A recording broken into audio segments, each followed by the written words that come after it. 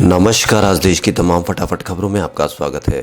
आप न्यूज़ के चैनल इसलिए देखो क्योंकि आपको अपनी समस्याओं का निदान देखना है, और यदि आपको इन चैनलों पर आपके समस्याओं का निदान दिखाने की कोई भी योजना नहीं है, जैसे आपके बच्चों की फीस से, बच्चों की बेरोजगारी से, बढ़ती महंगाई से, पेट्रोल के दामों से, इन पर कोई बहस नहीं हो रही है, तो यानी आपको इन चैनलों पर आपकी समस्याओं का कोई निदान नहीं हो सकता है।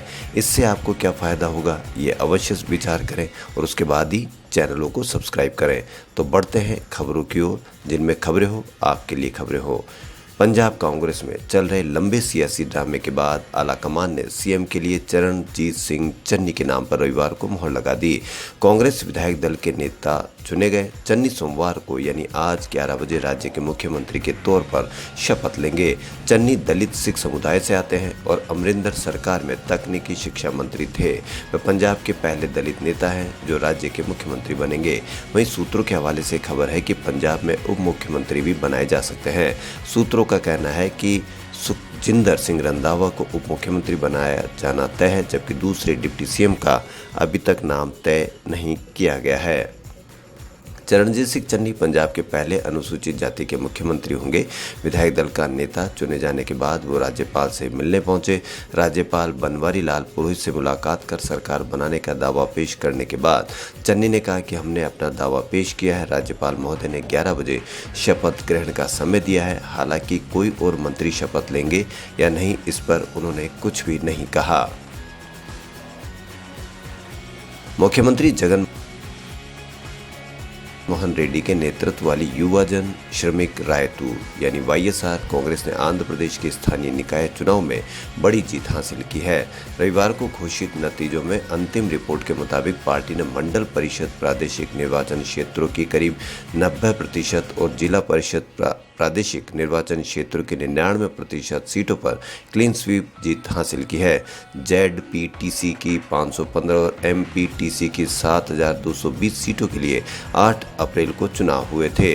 इसके नतीजे पहले 10 अप्रैल को घोषित होने वाले थे, लेकिन आंध्र प्रदेश हाईकोर्ट ने तेलुगु देशम पार्टी और बीजेपी द्वारा दायर याचिकाओं के आधार पर मतगणना पर रोक लगा दी थी।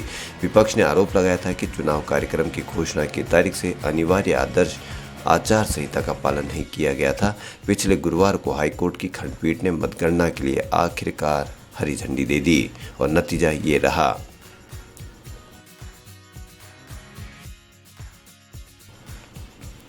हिंदू महासभा के एक नेता को अपने 2 सहयोगी के साथ बेंगलुरु में गिरफ्तार किया गया है। एक दिन पहले उन्होंने कर्नाटक के मुख्यमंत्री बसवराज बोम्मई को एक मंदिर गिराने पर धमकी देते हुए कहा कि हमने गांधी को नहीं बख्शा, आप कौन है। संगठन के राज्य महासचिव धर्मेंद्र ने एक संवाददाता सम्मेलन के दौरान यह टिप्पणी की, जिसने भाजपा सरकार को संकट में डाल दिया है।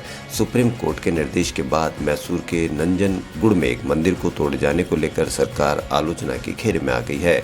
पत्रकारों से बातचीत करते हुए धर्मेंद्र ने कहा कि हम इसकी अनुमति नहीं देंगे, हमने गांधी जी को नहीं बख्शा, फिर आप कौन है। यदि गांधी जी की हत्या हो सकती है तो क्या आपको लगता है कि क्या हम आपके साथ ऐसा नहीं कर सकते।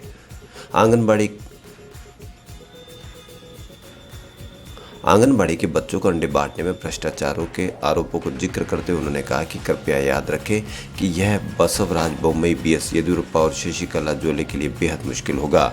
आपने पहले ही अंडे चुरा लिए और इसके जरिए पैसे कमाए हैं। कम से कम मंदिरों को तो छोड़ दे। हम अंडा घोटाले को लेकर आपके खिलाफ पहले ही कोर्ट में जा चुके हैं।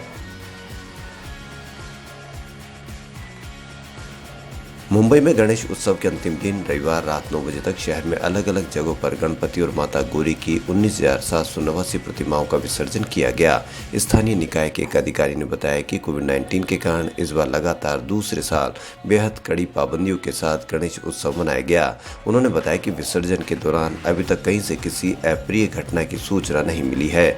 सामान्य वर्षों में गणेश उत्सव के दौरान मुंबई में गणपति पंडालों में भारी भीड़, दर्शन के लिए श्रद्धालुओं की लंबी कतारें नजर आती थी, लेकिन पिछले 2 वर्षों से उत्सव कुछ फीका सा है। इस साल गणेश उत्सव 10 सितंबर से शुरू हुआ था।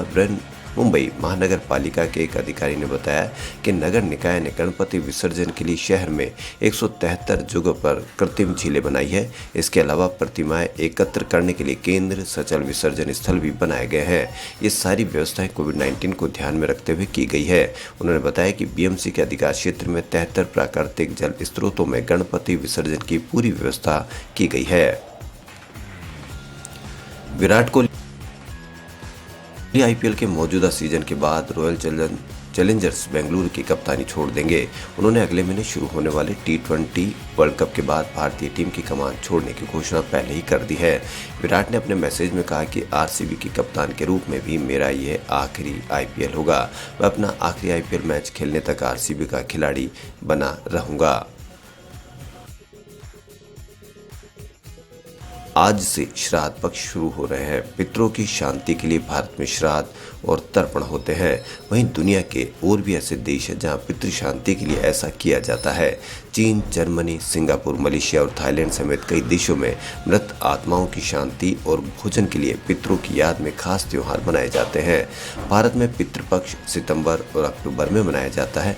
वहीं जर्मनी में समय नवंबर में आता है और चीन में 5 अप्रैल को मनाया जाता है। तो हम बात करते हैं कुछ ऐसे देशों की जहां पे ये मनाया जाता है।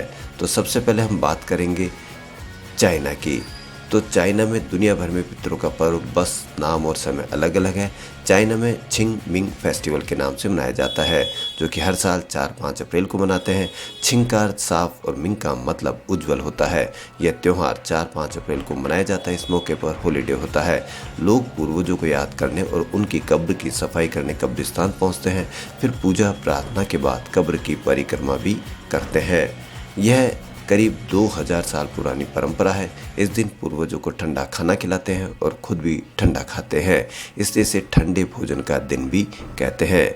वहीं जर्मनी में ऑल सेंट्स डे हर साल 1 नवंबर को मनाते हैं। जर्मनी में अलग अलग धार्मिक समूहों में नवंबर महीने का पहला दिन शोक मनाने के लिए तय है। कैथोलिक चर्च 1 नवंबर को ऑल सेंट्स डे मनाते हैं। इन दिनों ठंडे दिनों में लोग अपने पूर्वजों की शांति के लिए मोमबत्ती जलाते हैं और खाना खाने से पहले उनकी तृप्ति के लिए प्रार्थना भी करते हैं। इसके अलावा क्रिसमस का महीना शुरू होने से 2 रविवार पहले अत्याचार और युद्ध के लिए शिकार लोगों के लिए शोक मनाने के लिए राष्ट्रीय शोक मनाया जाता है। दक्षिण कोरिया में भी हर साल सितंबर-अक्टूबर के बीच मनाते हैं। चुसेओग दक्षिण कोरिया का बड़ा त्यौहार है, जो अच्छी फसल के लिए मृतकों को धन्यवाद देने के लिए मनाया जाता है। यह 3 दिन तक चलता है। इसमें लोग सुबह जल्दी उठकर ताजे कटे हुए चावल की डिश बनाते हैं और इसे पुरखों की कब्र पर रखते हैं। केंद्र सरकार की नीतियों के खिलाफ सोमवार यानी आज 19 विपक्षी दल देश भर में विरोध प्रदर्शन करने जा रहे हैं। विरोध प्रदर्शन सितंबर के अंत तक यानी 11 दिनों तक चलेगा।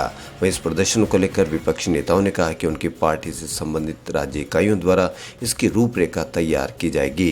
विपक्षी नेताओं ने कहा कि इस दौरान हम कोरोना प्रोटोकॉल का पूरा ध्यान देंगे। बता दें कि अगस्त में हुई वर्चुअल मीटिंग में विपक्षी दलों ने 2024 के लोकसभा चुनाव में भाजपा को हराने के लिए एकजुट होकर आगे बढ़ने पर जोर दिया था। इन दलों के नेताओं ने केंद्र के समक्ष 11 सूत्रीय मांगों का चार्टर भी जारी किया था।